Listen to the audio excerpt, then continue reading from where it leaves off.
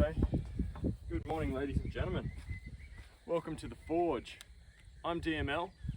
Today we are here to talk about something that really excites me today, and that is the fact that I've acquired an antique Kukri, Officers Khukuri, from the interwar period. Now, these are a favourite of a lot of people.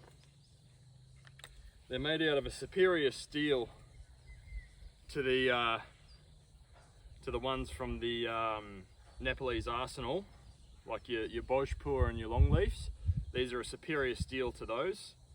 I don't know exactly what steel it is, so we're going to test this today, and if I break it, which I doubt I will, but if I do, it's not going to be a total loss because I'm going to get the shards sent away and analysed to find out what the steel composition is. So this is an excellent example, though. It's still got its centre ring. I'll come give you a close-up in a second. Buffalo horn handle, brass embellishments or furniture, all engraved except for the bolster. You've got the engravings along the spine. The brass inlay is still there in the spine as well. Twin fullers, quite thick, amazing distal taper. This is pretty much a perfect example, in my mind, of what a Kukri should be. I'm going to get a little bit closer and I'm going to run you through it.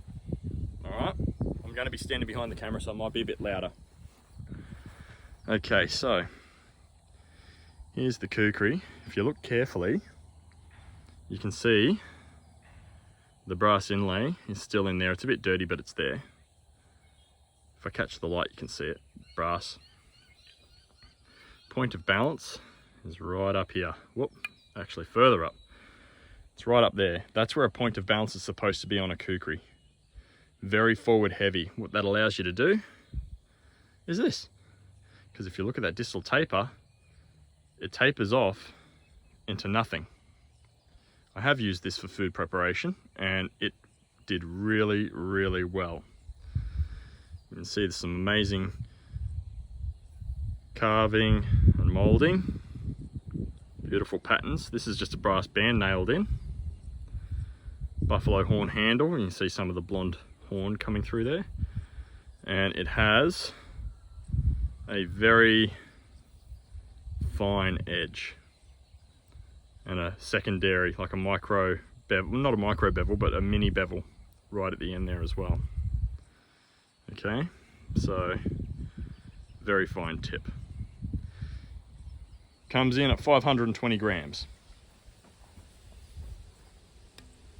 Does ring still, handle is solid, well fixed. Alright.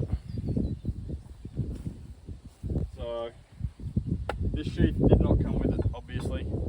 So I'm going to take this off. This is just for ease of carry. It's a Baldric carry system, but I would love to get a proper traditional scabbard made for this. Anywho, enough of that. We're going to start doing some functional testing of it and see how the edge and everything holds up. To show you how sharp it is first, I'll find some arm hair that I've still got, and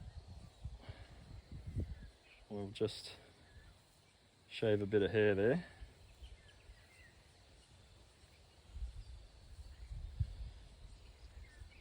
So it is shaving sharp, but not as sharp as it could be.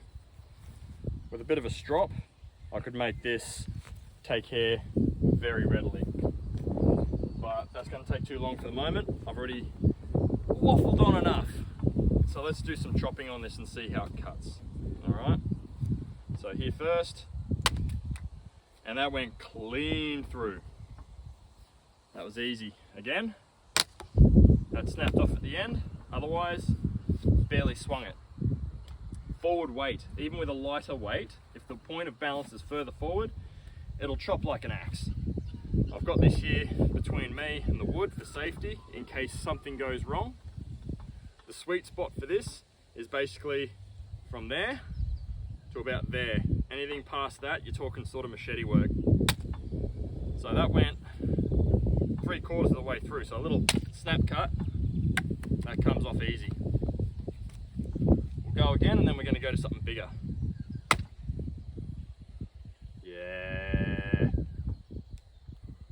hear a lot of collectors and stuff say you can't beat the originals. I would say you can, but it would be very bloody difficult. Very, very difficult to beat this. A little bit of a guard finger choil to get me close to that point of balance for carving, but that's not necessary because, like I've shown in the last couple of videos, this has a cavity or a cho, so this is a perfect example of where you would use the violin method that I came up with to do your carving, like your curls and stuff like that with. Okay, and I mean, I'm crouching and stuff, so it's a bit awkward for me too, but that's fine. So you can see it does that. Anyway, on to something bigger.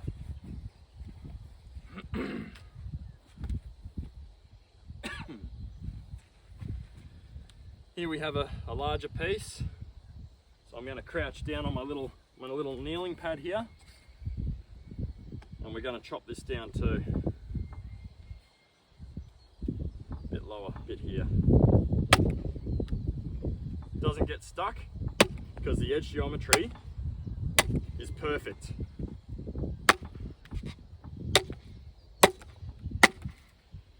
Doesn't jam up at all.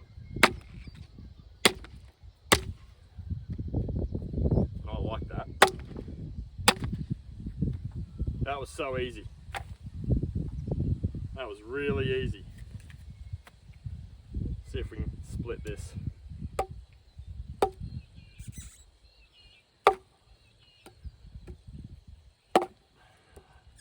No, that's going to get too dangerous because this log is rolling around and slipping. So we're going to baton it. I'm a bit loath to baton too close to the tip, because it is quite fine, but there you can see it does it fine. Still ringing, handle still solid. Let's move on to something big.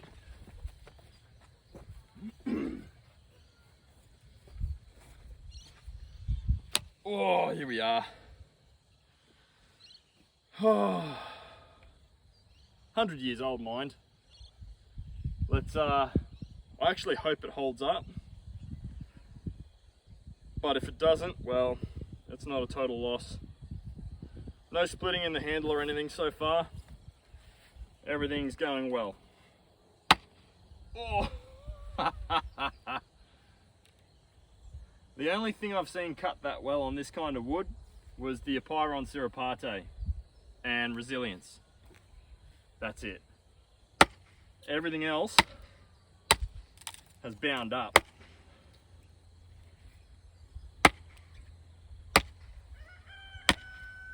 I'm not going to go full force swings on this either, because it's an antique. I don't know if it's going to let go. I doubt it will. These stick tangs are quite solid.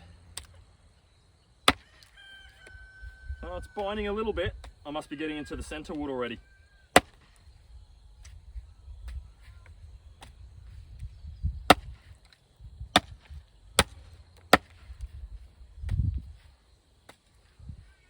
I am too. That's pretty insane. 500 grams.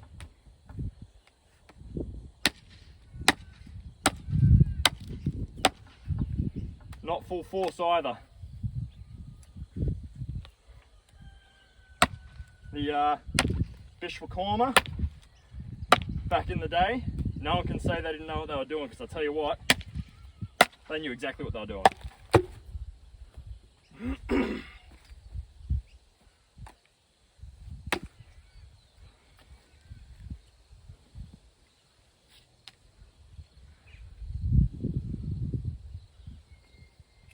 Yep.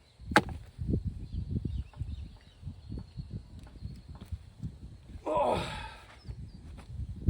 I love that.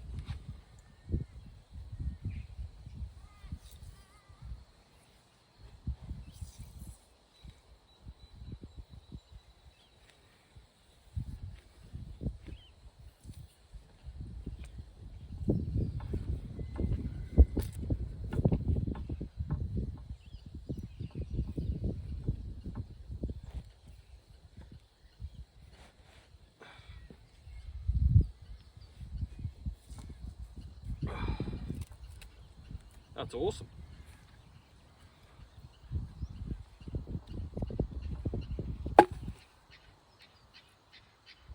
So there you go. Officers Interwar Khukuri. Blade is still straight. No edge damage. Let's show you. No. There's some forging imperfections,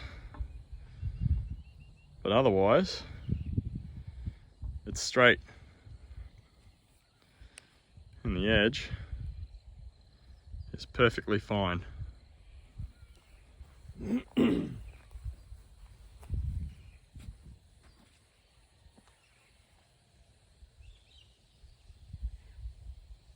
Zero cracking in the handle. That is awesome. This was sold to me by Brian Dodds over in the UK. He's probably crying in his hands right now watching me do that. But I'll tell you what, Brian, held up perfect, mate. Like, there is nothing wrong with this. It's perfectly fine. And it just went through this. And this is not soft wood. This is like, that's gum. It's eucalypt. It's not soft. It is a really tough, hard wood. And it just, I don't know, it's just,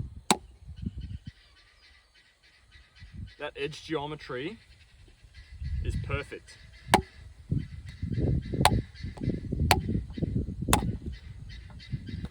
And to everybody else that says you can't use a combat kukri on wood, sorry, you're wrong. You can. The only problem, like the only failure point I can see on this, considering its thickness, is here, right in the chow. Because they're not rounded out, those corners, they're quite sharp, so that'll be a massive stress riser. But because the point of balance is up here, the force is distributed in both directions when it strikes. That doesn't take too much on. And at nearly 1 centimetre thick, it's, yeah, I think you're fine. Unless there was a micro fracture already in the steel, you got nothing to worry about. You could throw this with the balance the way it is, you could, but I'm not going to, because you don't throw kukri. That's a bad idea. I've done it, but it's not a good idea. It was funny because one of my mates saw me do it, and then he thought he'd try it, and it come flying back at him and nearly took his foot off. So there you go, everybody. Interwar Officers Khukuri. You can find them around if you look at auctions and stuff like that. They're not cheap. Don't get me wrong, they're not cheap. This costed me a pretty penny because it's such a good example of one. But it didn't cost me as much as it could have because it didn't come with a scabbard, chakmak or carter. But I'm chuffed with it. You know, like it's right up there. It is right up there with my all-time favourite kukri, and it outperforms some of my tomahawks.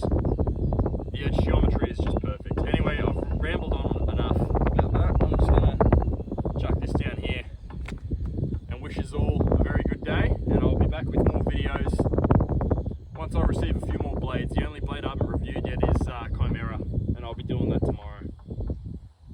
I love this thing. Alright, thanks guys.